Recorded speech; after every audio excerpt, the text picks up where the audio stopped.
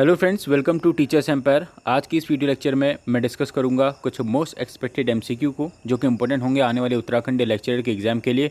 ये एमसीक्यू आपके उत्तराखंड पीएससी के सिलेबस से लिए गए हैं, जो कि आपके लास्ट वाले सेक्शन में मेंशन है, जिनमें आपका रेनेसेंस, गोथिक नॉवेल्स, मेटाफिजिकल और प्री रैफेलाइट पोएट्स, ऐसी जो आपने बेसिक टर्मिनोलॉजी क्लियर करनी है, उनसे रिलेटेड ये एमसीक्यू हैं।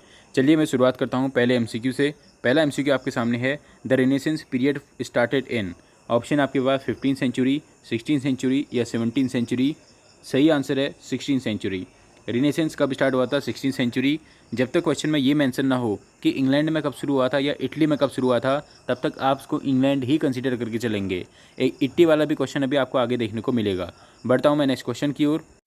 नेक्स्ट क्वेश्चन आपके सामने है, in English literature the period from 1500 to 1600 is called the period of.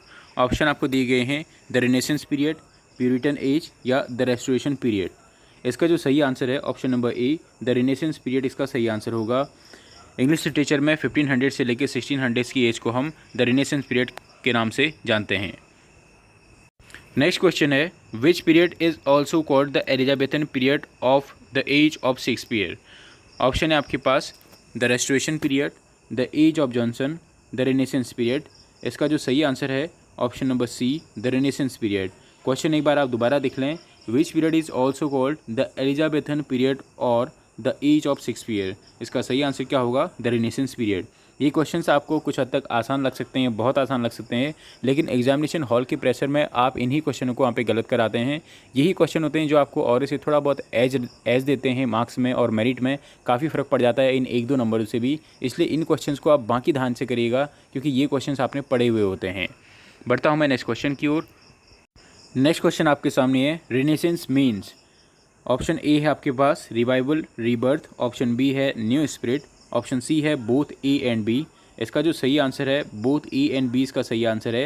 Renaissance का मतलब क्या होता है? रिवाइवल, रीबर्थ या न्यू स्पिरिट, यानी एक नई भावनाएं जो लोगों में आई थी उसमें, नई भावनाएं जो लोगों में उसमें जनरेट हो रही थी, उसी को हम लोगों ने रिनेसेंस यानी पुनर्जागरण का नाम दिया था।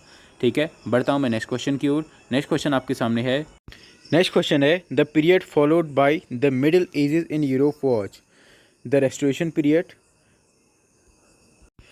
द एज ऑफ जॉनसन या the Renaissance period. The period followed by the Middle Ages in Europe was, उसे हम क्या कहेंगे? रेस्टोरेशन पीरियड कहेंगे, द एज ऑफ जॉनसन कहेंगे या द रिनेसेंस पीरियड कहेंगे। इसका जो सही आंसर है option number C, the Renaissance period. Next question है, नेक्स्ट क्वेश्चन में जाने से पहले मैं फिर से आपसे कह रहा हूँ, आज की इस वीडियो का लाइक हमारा जो रहेगा टारगेट लाइक का, वो रहेगा 50 लाइक का टारगेट। और 50 लाइक का टारगेट और 2 शेयर का टारगेट पूरा होते ही आपके सामने मैं फिर से आपके नेक्स्ट टॉपिक पे एक वीडियो लेके आऊँगा। इसलिए आप अपने इस 50 लाइक के टारगेट को पूरा करना ना भूलें। आपने बस कुछ नहीं करना है, अपने इस बड़े से अंगूठे से आपने छोटा सा अंगूठा वहाँ पे टच करना है। बाकी आपके पास एक नई वीडियो आपको, जो कि एग्जामिनेशन में कुछ हद तक हेल्प देगी, मैं कह सकता हूँ। बढ़ता हूँ मैं नेक्स्ट क्वेश्चन की ओर। नेक्स्ट क्वेश्चन है, when the world was reborn in many ways. Option A है आपके पास 1100 टू 1500। ऑप्शन बी है आपके पास 1500 टू 1600। ऑप्शन सी है आपके पास 1600 टू 1700। ये भी क्वेश्चन आपका रेनेसेंस से ही लिया गया है, थोड़ा सा उसने घुमा के पूछा है। इसका जो सही आंसर होगा ऑप्शन नंबर बी, यानी 1500 टू 1600 होगा। उसने पूछा कि रीबॉर्न कब हुआ था, यानी वो आपसे रेनेसेंस पीरियड की ही बात कर रहा है। इसका मतलब इसका सही आंसर क्या होगा? Option number B. बढ़ता हूँ मैं नेक्स्ट क्वेश्चन की ओर। नेक्स्ट क्वेश्चन है आपके सामने, the renaissance first begin in. Option है आपके पास फ्रांस, स्पेन, इटली। इसका जो सही आंसर है ऑप्शन नंबर सी, इटली इसका सही आंसर है। आप पेपर में कब कंफ्यूज होते, जब उसने आपको स्टार्टिंग में ही इंग्लैंड दे दिया होता। इसलिए ध्यान रखिएगा, ये क्वेश्चंस आपने मिस्टेक नहीं करनी है, क्योंकि आपने पढ़े हुए क्वेश्चन है आपके, और ये प्रीवियस ईयर भी काफ़ी बार रिपीटेड क्वेश्चन है। इनके आने के चांसेस रहते हैं 1 या 2 नंबर में। बढ़ता हूँ मैं अपने नेक्स्ट क्वेश्चन की ओर। नेक्स्ट क्वेश्चन आपके सामने है, in which field the Renaissance begin in Italy. Option A है आपके पास आर्ट। ऑप्शन बी है आपके पास आर्किटेक्चर। ऑप्शन सी है आपके पास बोथ ए एंड बी। इसका जो सही आंसर है बोथ ए एंड बी। उसने पूछा था कि रिनेसेंस इटली में किस क्षेत्र से रिनेसेंस की शुरुआत हुई थी, तो आर्ट और आर्टिकल्चर दोनों से ही रिनेसेंस की शुरुआत हुई थी इटली में। ठीक है, बढ़ता हूँ मैं नेक्स्ट क्वेश्चन की ओर। नेक्स्ट क्वेश्चन आपके सामने है, the Renaissance begin in Italy in which century. जिस क्वेश्चन की मैं आपसे बात कर रहा था वो क्वेश्चन आपके सामने है। उसने अभी इन इटली पूछा, इस बात का ध्यान दीजिएगा। तो the Renaissance begin in Italy in which century. Option है आपके पास 15th सेंचुरी, 16th सेंचुरी या 17th सेंचुरी। तो इसका जो सही आंसर है ऑप्शन नंबर ए यानी 15 सेंचुरी इसका सही आंसर है। अब आप मुझे कमेंट बॉक्स में अभी आप लिख के बताएंगे कि इंग्लैंड में रिनेसेंस की शुरुआत कौन सी सेंचुरी से हुई थी। इसके साथ साथ इटली में रिनेसेंस की शुरुआत कौन सी सेंचुरी से हुई थी, कमेंट बॉक्स में आप लिख के बताएं ताकि आपके पास ये नॉलेज परमानेंट रह जाए और आपके 1 से 2 मार्क्स वहाँ पर आप कंटेन कर पाएँ। बढ़ता हूँ नेक्स्ट क्वेश्चन की ओर। नेक्स्ट क्वेश्चन है the country which became the most powerful nation in Europe in the late 16th century. Option है आपके पास फ्रांस, इटली और इंग्लैंड। इसका जो सही आंसर होगा ऑप्शन नंबर सी इसका सही आंसर होगा। उसने आपसे रिनेसेंस टाइम की ही बात कही है, दूसरी बात उसने लेट 16th सेंचुरी का है। और आपको मैंने बताया था अभी एमसीक्यू में कि इंग्लैंड में जो रिनेसेंस था वो कब आया था, जो कि आपने कमेंट बॉक्स में लिखना है। इसलिए आप लेट 16th सेंचुरी से उसको ऐड करेंगे और आप इंग्लैंड के साथ ही जाएंगे, इस बात का ध्यान रखें। चलिए मैं बढ़ता हूँ नेक्स्ट क्वेश्चन की ओर। नेक्स्ट क्वेश्चन है in contrast to Middle Ages what changes were occur during the Renaissance period. Option A आपके पास new words were discovered, option B है आपके पास new ways of seeing and thinking developed, option C है आपके पास both A and B. इसका जो सही आंसर है बोथ ए एंड बी इसका सही आंसर है। उसने पूछा था कि मिडिल एजेस में आपको क्या चेंजेस देखने को मिले थे, वो भी रिनेसेंस पीरियड के दौरान। इसका सही आंसर क्या होगा, उस समय नए शब्दों की भी उत्पत्ति हुई थी, नए नए वर्ड्स इंग्लिश में आए थे। दूसरा new ways of seeing and thinking develop, लोगों की सोच बदली हुई थी, लोगों के देखने का नज़रिया किसी भी चीज़ को बदल गया था। बढ़ता हूँ मैं नेक्स्ट क्वेश्चन की ओर। नेक्स्ट क्वेश्चन मुझे नहीं लगता कि आप में से किसी को नहीं आता हो, तो आप मुझे इसका आंसर कमेंट बॉक्स में देंगे, इसको मैं नहीं कराऊंगा। When was the fall of Constantinople occurred by the invasion of the Turks. इसका क्वेश्चन अगर जिसको नहीं भी आता आंसर मैं पिन कर दूंगा, अदरवाइज़ आप कमेंट बॉक्स में ज़रूर आप इसका आंसर लिखें ताकि दूसरे को भी उस आंसर को देखने में मदद हो। और जिसको नहीं आता वो कमेंट बॉक्स में जाके इसका आंसर देख सकता है जो और लोगों ने दिया होगा। नेक्स्ट क्वेश्चन की ओर बढ़ता हूँ। नेक्स्ट क्वेश्चन आपके सामने है the Puritan poetry is also named Jacobean poetry, Caroline poetry, both A and B. इसका सही आंसर है option number B, Caroline poetry हम कहते हैं। प्यूरिटन पोइट्री को ही हम लोग किस नाम से जानते हैं, कैरोलिन पोइट्री के नाम से जानते हैं। नेक्स्ट क्वेश्चन है John Donne, Robert Herrick, Thomas Carew, Richard Crusoe, Henry Vaughan और जॉर्ज हर्बर्ट और Lord Herbert of Cherbury were belong to which school of poets. Option A है आपके पास the school of Spenser, option B है आपके पास metaphysical school. इसका जो सही आंसर है option number B metaphysical school.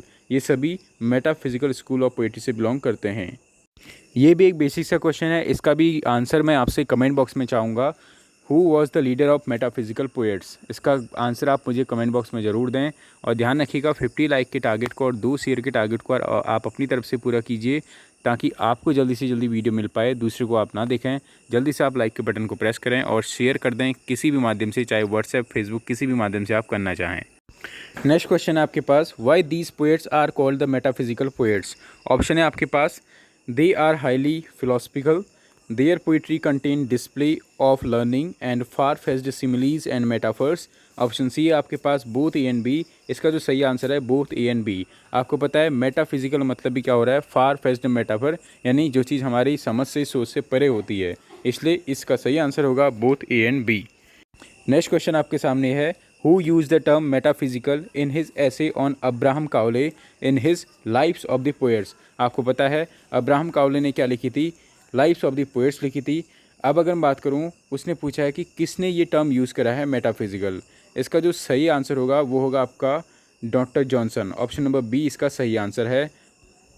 आपको पता है जो आपकी लाइफ्स ऑफ पोएट्स है ये आपकी 52 बायोग्राफीज़ का कलेक्शन है, जिसमें जो पहली बायोग्राफी लिखी गई है वो आपकी अब्राहम काउले की लिखी है। और किसके द्वारा ये पूरा कलेक्शन लिखा गया है मुझे कमेंट बॉक्स में आप मुझे बताएंगे।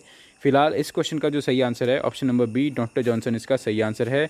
बेन जॉनसन और डॉक्टर जॉनसन से आप कंफ्यूज नहीं करेंगे। आप यहाँ पे देख सकते हैं इन दोनों की स्पेलिंग में भी डिफरेंस होगा। जहाँ पे आपको डॉक्टर जॉनसन लिखा हुआ मिल रहा है यहाँ पे आपको बेन जॉनसन लिखा हुआ मिलेगा। ठीक है, नेक्स्ट बढ़ता हूँ अब मैं नेक्स्ट क्वेश्चन की ओर। One important feature of metaphysical school's discovery of occult reminiscences in things apparently unlike was mentioned by। फिर से मैं पढ़ दूँ क्वेश्चन को। One important feature of metaphysical school discovery of occult resemblances in things apparently unlike was mentioned by. ऐसा किसने mention किया है। ऑप्शन है आपके पास डॉक्टर जॉनसन, जॉन डन या जॉर्ज हर्बर्ट। इसका जो सही आंसर है डॉक्टर जॉनसन। ध्यान दीजिएगा डॉक्टर जॉनसन आपके सिलेबस में मेंशन हो या नहीं हो, जो आपको मेटाफिजिकल पोइट्री वाला टर्म आपके सिलेबस में मेंशन किया है ये क्वेश्चन उसी से रिलेटेड हैं। बढ़ता हूँ मैं नेक्स्ट क्वेश्चन की ओर। नेक्स्ट क्वेश्चन आपके सामने है, the metaphysical poets were. Option A है आपके पास honest original thinkers, option B है आपके पास analyse their feelings and experience, hoped for immortality, option C है आपके पास बोथ ए एंड बी। इसका जो सही आंसर होगा option number C, both A and B इसका सही आंसर है। बढ़ता हूँ मैं नेक्स्ट क्वेश्चन की ओर। नेक्स्ट क्वेश्चन है, metaphysical poets were perversely strange and strained was remarked by. ये ऐसा किसने बोला था स्टेटमेंट? ऑप्शन ए है आपके पास रॉबर्ट हेरिक, ऑप्शन बी है आपके पास डॉक्टर जॉनसन, ऑप्शन सी है आपके पास बेन जॉनसन। ज़्यादातर जो फेमस कोटेशंस बोले गए हैं आप डॉक्टर जॉनसन पे जा सकते हैं ऑप्शंस पे, अगर आपको बाकी सही नहीं लग रहे। कुछ हद तक आपको बिलीव करना होगा क्योंकि आयोग इसी से ही ज़्यादातर क्वेश्चंस उठाएगा। जो भी आपके कोटेशन होंगे फेमस ही कोटेशन आज तक उठाता आया है, जैसा अभी तक पैटर्न है आयोग के एग्ज़ाम का। इसलिए इसका सही आंसर है ऑप्शन नंबर बी, यानी डॉक्टर जॉनसन। बढ़ता हूँ नेक्स्ट क्वेश्चन की ओर। फिर से आपसे रिक्वेस्ट है 50 लाइक का टारगेट आप ज़रूर पूरा करें, 2 शेयर का टारगेट भी आप ज़रूर पूरा करें। कैसे न कैसे करके आप इन वीडियोज़ को शेयर करें ताकि आपके लिए फिर से एक फ्रूटफुल वीडियो में ला पाऊँ according to syllabus. Next question है आपके सामने, melodrama and parody including self parody were the long standing features of the gothic initiated by which novelist। ये आपका गॉथिक नॉवल वाले टॉपिक से मैंने क्वेश्चन लिया है। ऑप्शंस हैं आपके पास मैथ्यू लेविस, होरेस वॉलपूल और विलियम बेकफोर्ड। मुझे पता है आप अपने एक एजुकेशनल गैस यहाँ पे आप लगा सकते हैं। इसका जो सही आंसर होगा ऑप्शन नंबर बी इसका सही आंसर है, होरेस वॉलपूल। आज की वीडियो में इतना ही। कल फिर से मैं कुछ एमसीक्यू लेके आऊँगा रिलेटेड टू योर सिलेबस और काफ़ी ओरिएंटेड और फिक्स्ड क्वेश्चंस होंगे। Thank you for watching us. Like करना ना भूले जाते जाते। Thank you.